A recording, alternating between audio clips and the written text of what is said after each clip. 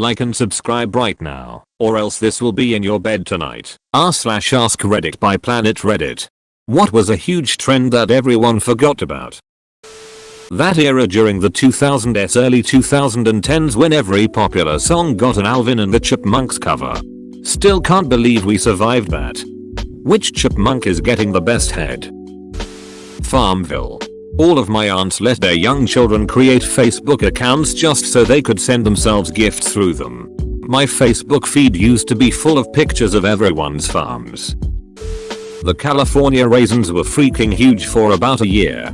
Like 1988 or 1989. I heard it through the grapevine, as performed by the Raisins, was on the radio. And Hoodies did a promotional thing with their kids meals where you got these cool little figurines of the members playing their respective instruments. I had quite a few of them. Remember that claymation Christmas special with the Raisins? Gasp. My dad recorded that for new when I was like 3 or 4, I think. Maybe younger. In a hoe.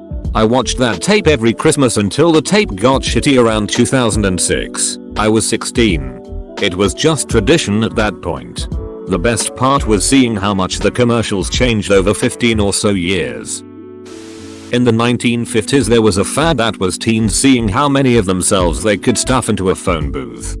In the early 2000s, my brother and his friends found a phone booth at the dump and brought it to my parents' house. They used it for all kinds of shenanigans, including cramming people in while they were in high school.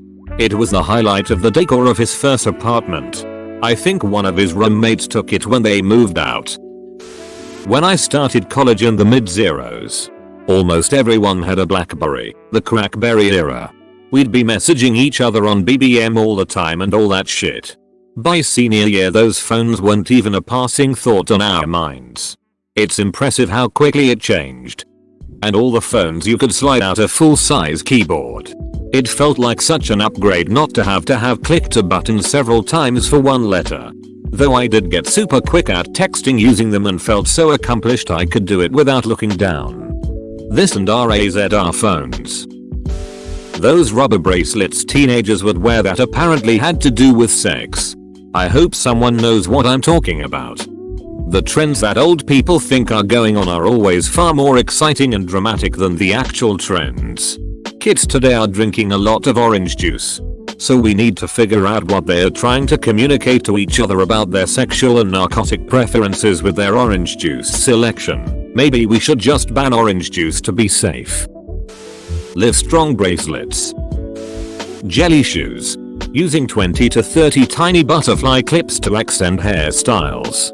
Those little clips did nothing but become hazards once dropped on the floor. Waterbeds. Watching media from the 80s and you'd think they were in every home. My parents still have one and have slept on that same one longer than I've been alive, 31 years. They last a long ass time if you take care of them. Still have one. Love it. I sleep so much better in my waterbed than when I sleep on my BF's regular mattress. Ed Hardy clothes. I went to Vegas for a bachelorette party in 2007 and there was an Ed Hardy convention at Caesar's Palace. I shit you not. Thousands of guys looking like Jersey Shore. Those bracelets that made you more stable, balanced, or pull toxins out of your wrist. Power balance bands. I remember when all the cool kids at my school had those.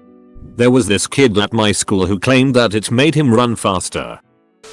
AOL chat rooms with strangers in the teen chat.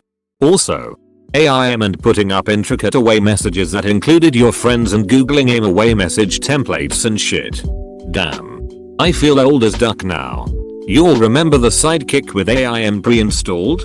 I remember seeing how long my crush had been away from his computer and imagining all of the amazing things he could be doing.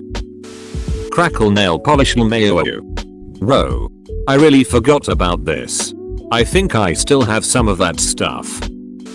Metrosexual. Those sticky rubber strings with a foot or hand on and you put it on your finger like a ring and throw the foot or hand at a wall and it would stick. You could get them from 20p machines in the early 2000s. And then they immediately get all dirty and hairy and gross. Segways were going to change the world. Even though Segways didn't. Their inventor, the guy who formed the company behind the Segway, Dean Kamen, has. Even though he's not normally recognized for it. You know Coke freestyle machines were invented by him? They were based off one of his many medical inventions. Edit. Because everyone is bashing Dean Kamen for sucky freestyle machines. Kamen was only responsible for the initial design. Source: Coca-ColaCompany.com link. A team of 6 engineers are responsible for what you have today. The freestyle machine was commissioned by Coca-Cola so Kamen could afford to produce a new water purification device. Probiotic.com link. Dean Kamen's inventions aren't as simple as shitty Coke machines. No. He's invented many items that aren't as easily recognizable. Among these is the auto syringe. The first practical insulin pump, though it's used for chemotherapy as well, for use by the general public. At wiki-assistivitech.net link.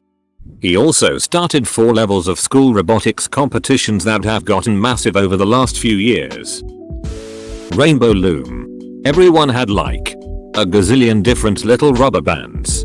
I still find them around my house. Oh god. I worked at Michael's when these first hit the market and people went bananas. They were super strict about how many each store could get, when they could be on the floor, never using coupons on them, and naturally by the time supply caught up with demand the trend was dying and we couldn't get rid of them. Butterfly clips. Cucumber melon bath and body works spray. Dream or grass spray from the Gap. Gaming websites in general.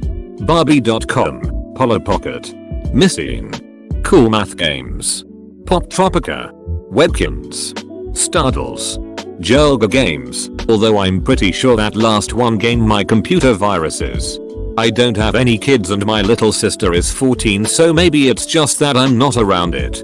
But I feel like kids don't play gaming websites anymore. There are too many easily accessible F2P games now. Flash games were absolutely essential growing up though. Addictinggames.com. The Lambada, Aka the Forbidden Dance circa 1991. Personalized ringtones. I rarely hear anyone with custom ringtones now. Bluetooth earpiece for calls. I use customized ringtones for each family member. Then again I'm old. Ditto. When I'm working, construction, I want to know if I'll let it go to voicemail or if it's a text I really need to read ASAP. The Numa Kid. Rest peacefully my sweet prince. Fingerboards. I still have my tech deck. I had a whole park when I was little, I was all about it. Being older. I'm gonna go with Cabbage Patch Kids. I remember seeing moms about to brawl with each other over those damn things.